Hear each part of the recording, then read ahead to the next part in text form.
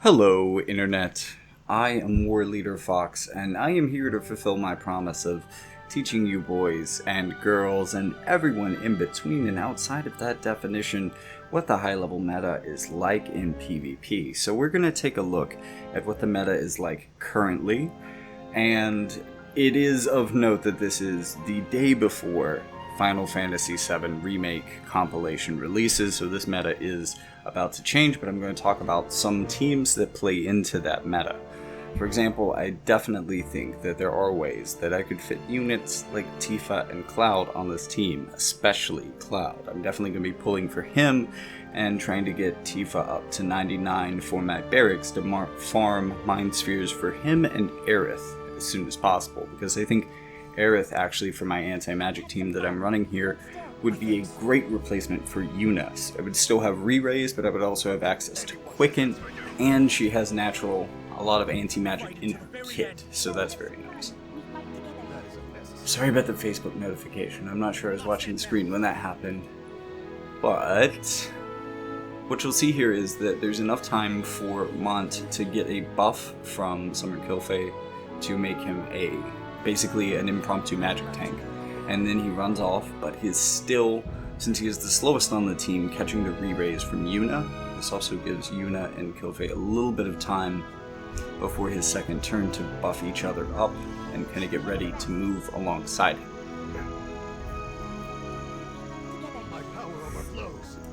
One of the strange things about buffing on this map is that sometimes your units will run off, and then if nothing else charges, which is often the case if their team is buffing a lot, they will actually run back for an AoE buff at your team, if they have that possibility in their kit. Which is actually going to put my KILLphe out front. Now, I'm going to be running her with Natural Instincts, which should, if I'm not mistaken, bring her up to a total of 100% defense penetration, which is going to make mincemeat of a lot of tanks, especially when combined with stuff like Twisting Shield Breaker, which can break those additional layers of shielding, with the exception of Protect. She's also very good at sniping other Summer KILLphes, but that kind of works in both directions.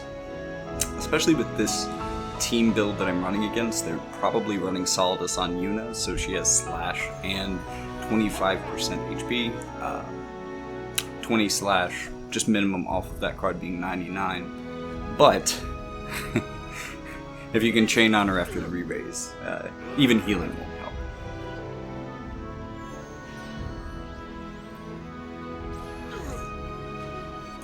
I got myself some nice sleepy time tea. I'm gonna take a nap, just try to wake up when the meta has changed.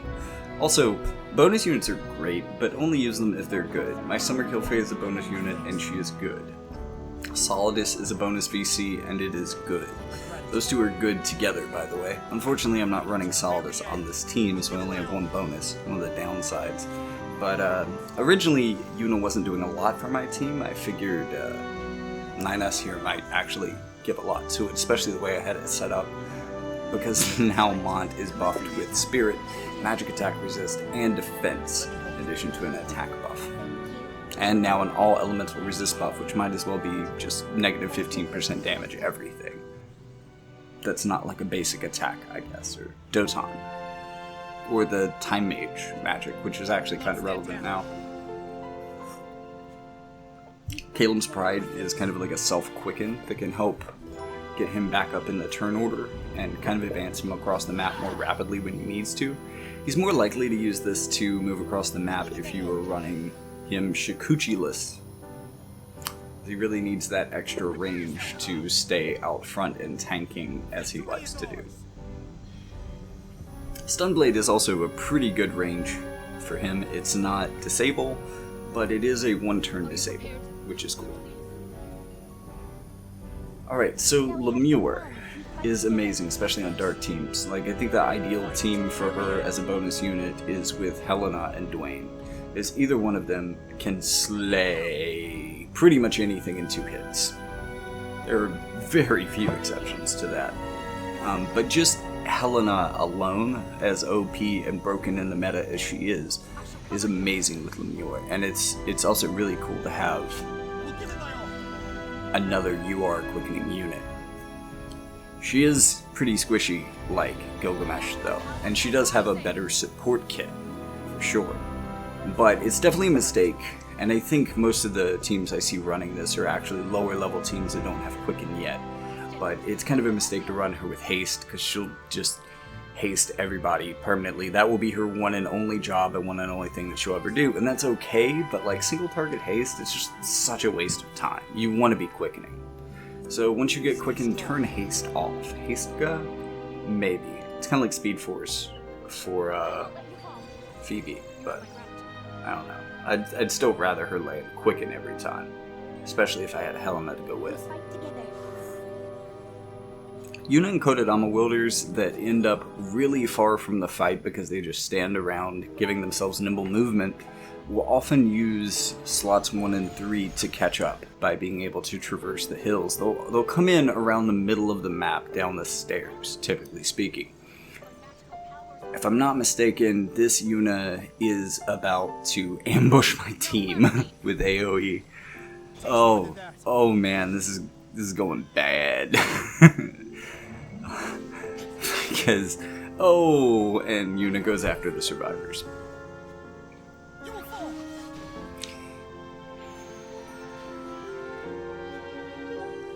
Not looking good for my boy Mont, but here comes the chaining combo to take down Yuna. Let's see if we can get the rest of the team too. Really, I'm fine with Mont dying as a distraction. He is there to make people bunch up. So that KILLphe can take him down. KILLphe. Oh no, that's perfect. KILLphe. So KILLphe can take him down. Arguably bad targeting, but I don't think she could have one-hit Helena. She can sometimes, especially finishing a chain, but can't win them all. Alright, so let's get even more Quicken in on the action. We're bringing Gilgamesh, we're bringing Lemure, and we are bringing Sweetheart Slayer. Let's see how they do.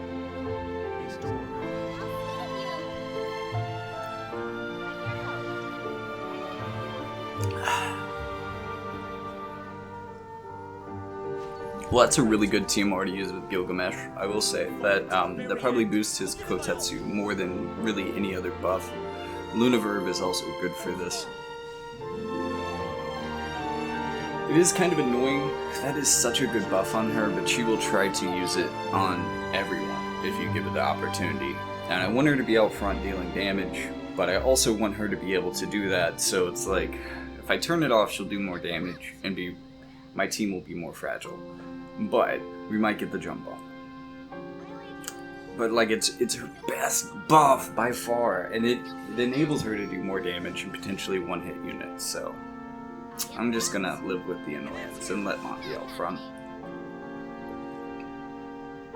Alright, proc evasion. That's a 15% proc, so lucky to get it on that first hit, especially one that could have disabled her.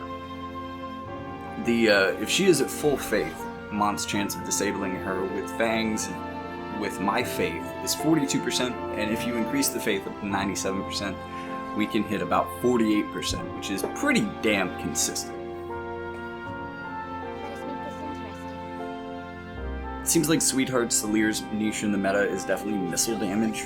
Not a lot of people are running resistance to it right now, so some guaranteed hit missile damage is huge for her.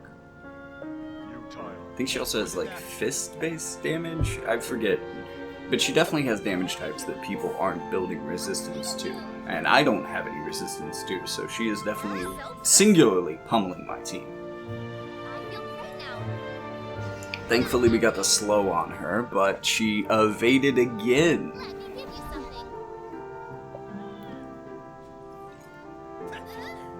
And kills 9S in retaliation, but now the core of their team is gone. So, ooh, raise. That was lucky as well. Raise is very notably inconsistent, but it didn't give her a turn, so she still got chained out of existence.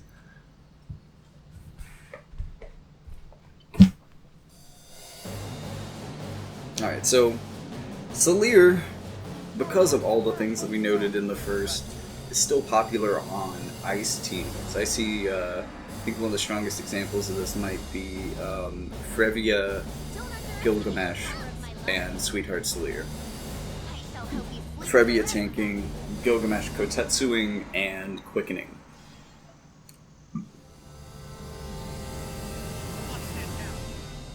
And FFVIIR can be a really interesting tank. She has an ability that gives her defense and spirit, which I really like, which makes her a lot like 9S and Charlotte. Unfortunately, it's a greedy buff, but it does stack with itself.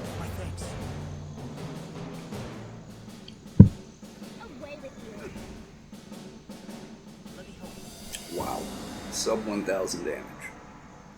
Yikes.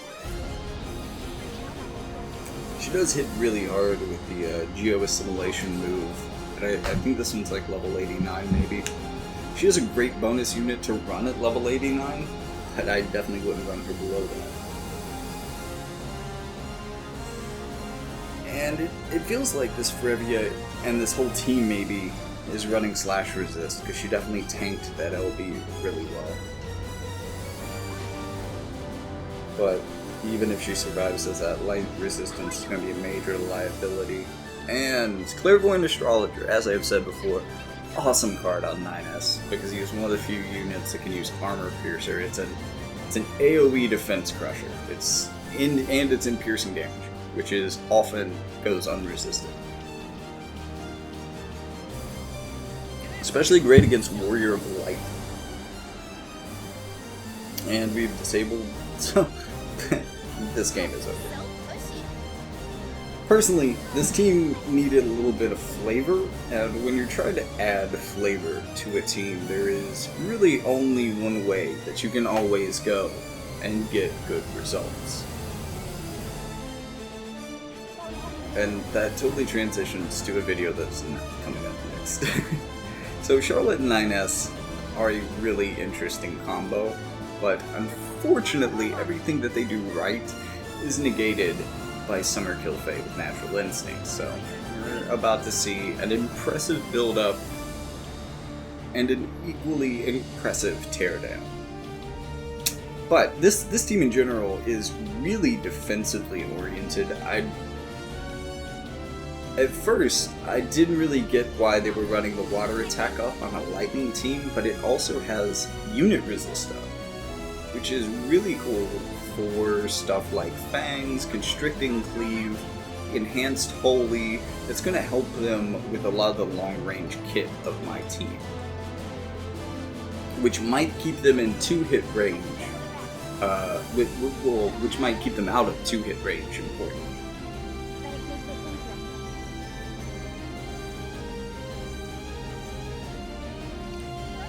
Ooh, he was really making a charge here.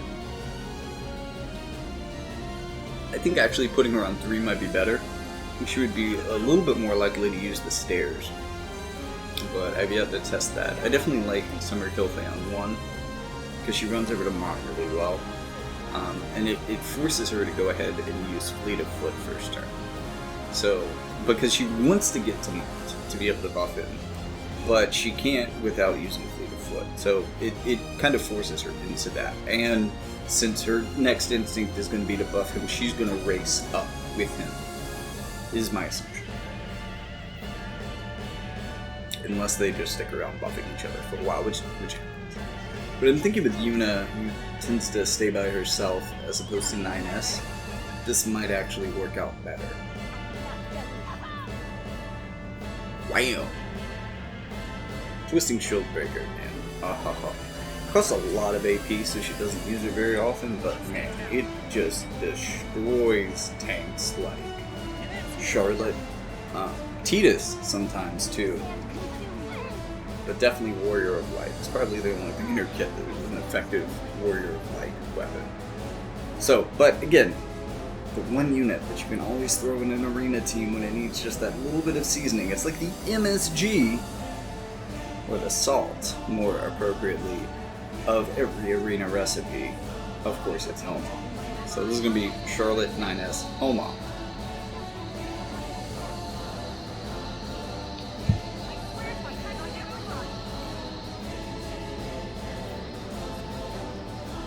I feel like I'm in a Japanese anime right now. I don't know if you can hear the cicadas outside, but they're honoring. I managed to get the house quiet enough you can actually hear them.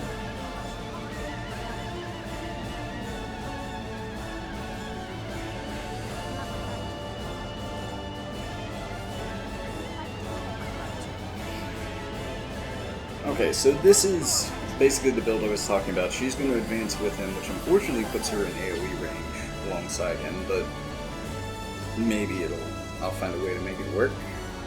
Armor Piercer definitely doesn't work as well against a buff Charlotte, because she can resist the defense decrease debuff. However, in most cases, you're going to be hitting multiple units with this, and at least one of them will not be Charlotte.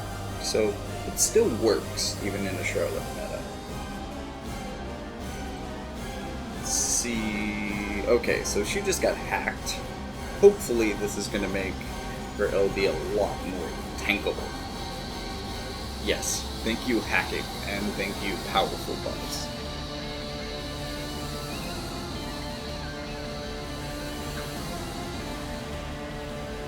Oof, didn't dodge that.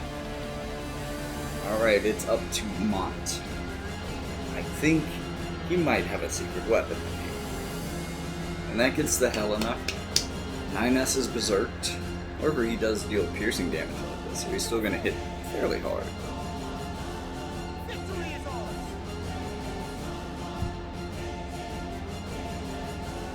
Alright, time to shift gears just a little bit and look at summer Elsi compositions. We're still going to be seasoning with our MSG of Helmon, but this time we're going to be running FFVIIR as well. So kind of like a dark slash type thing with a bit of bonus unit.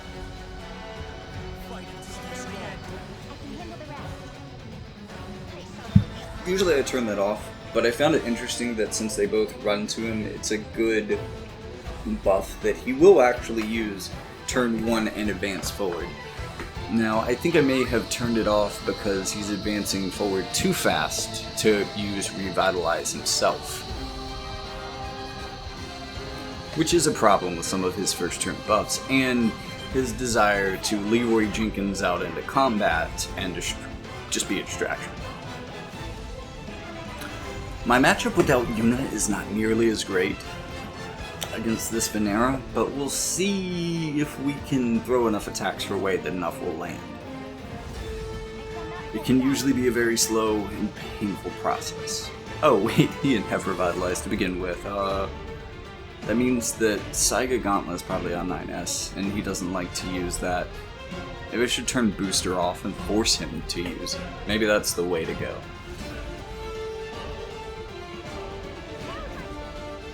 Because he is an interesting unit to have hate down as well. Alright, can Summer KILLphe and 9S take this? Armor Piercer, definitely a good move here. Can they survive AoE? Yes. But their spirit is down. And this looks like an LB. It is an LB. Luckily it only hit 9S, and he tanked it admirably, actually. There we go. Okay. Tanked it long enough for Summer KILLphe to play cleanup.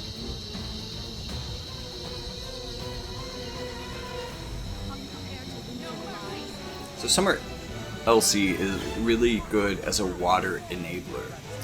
You'll see this with Tidus here. Her buff that we saw in her previous match that was boosting the unit attack resist also boosts water attack. And this stacks with a lot of the water attack that Tidus is already going to have, giving him an impressive amount of water attack up in most builds. Also, very powerful use of Lunaverve there. Great for mixed damage teams like this. Because this team basically has 2 DPS brawlers. I mean, kind of 3, if that's a good and leveled up Elsi. Because she... Whew, law of geo-assimilation, my friend. Oh, AoE self-heal. Hits hard. Enough said. Fortunately, we did not get the disable there. And I'm not sure if she's hit him with water attack up yet. She just used it on herself. She didn't run to him to use it, which is kind of weird. Also, your neighbors arguing in the background, please excuse. They are probably louder than the cicadas. LB again does not get the finish. Not sure if it's my team's or if that just doesn't hit very hard. And building anti-magic after all, so might not just be that. Did not land the stun. So this Tidus is probably running very low faith, maybe 50 faith. It's probably the minimum I'd run a Tidus at because they so often like bells. Alright, we raised 30. You in charging Kuriga. KILLphe fucking her. I mean, she could just come in and swipe this team, but she's in the back using her best possible buffs. Alright, tank that admirably, but I don't think the follow-up hit is going to be as good. Nope, definitely not Magic Ward. Kind of like our sweetheart Selir, scholars like those alternate damage types. I'm hoping this is a full life. Ooh, not looking great. I mean, they did just get a Spirit Ward Mastery, so maybe they can tank through this a little bit better than usually. Full life lands, and now we have a tank in the middle of things. Didn't get the stun. Maybe he's 30 faith. He got the haste guy. I mean, I think he has like an 80% chance. No, 60% chance at 30 faith. Whew, we're low. It's not looking good. Can KILLphe clean them up? They are lining up together. There is a Frostwind Axe. That looks like that 60 HP. 60 HP, and she gets the finisher. That was so close. Oh my god, what the fuck. Alright. One last match. This is going to be a Summer Elsi full water affinity team. These things are brutal.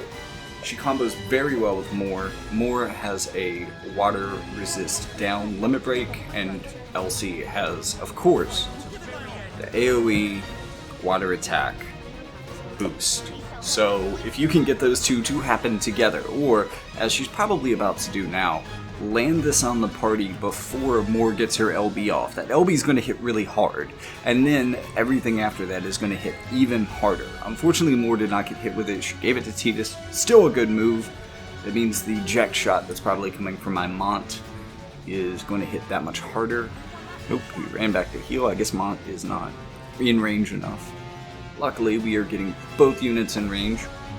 Wall of damage coming for their team. Will it be enough? The haste didn't land on him. That means he's running sub 50 faith. Mont is not going to be able to reliably land disables and stuns or berserks on him, unfortunately, because he water attack down, or water resist down. Because he can't even land a haste on himself, or a haste guy on himself. And that means he's below 50 faith. Alright. Okay, Moore with the slap for the finish. Frostwind Axe takes out Moore. She is a very defensive unit, but that usually means she's built to have high defense. And again, KILLphe with completely ignoring people's defenses can shut that shit down pretty quick. Unfortunately, KILLphe can also get shut down by that stuff pretty quickly, because that hits her in one of those damage types that she just has no resistance to, and I am not building her for resistance to. And now you see what I mean about Law of Geo-Assimilation, because this one was definitely a 120 and she hit like it. So that's what you're going to see for this girl at level 120. But I'm done with my tea, done with my video, done with my arena recordings. I hope you learned something about this map watching this, and some of the meta units that you're going to be seeing coming your way, at least in guild battle, pretty soon. And if you appreciated the heads up, please hit me up on Patreon, hit me up on Ko-fi. Definitely send me like $1. on coffee. I'm gonna need it for pulls. Come on, you know you want to see me learn how to break Tidus. Chip. You know you want to see me learn how to break Cloud for you, the same way that I learned how to break Summer, KILLphe. And since they do a lot of the same things, I am ready. I already know what I'm going to do with it, for sure. So help me pull. Send me a buck on coffee. Good night.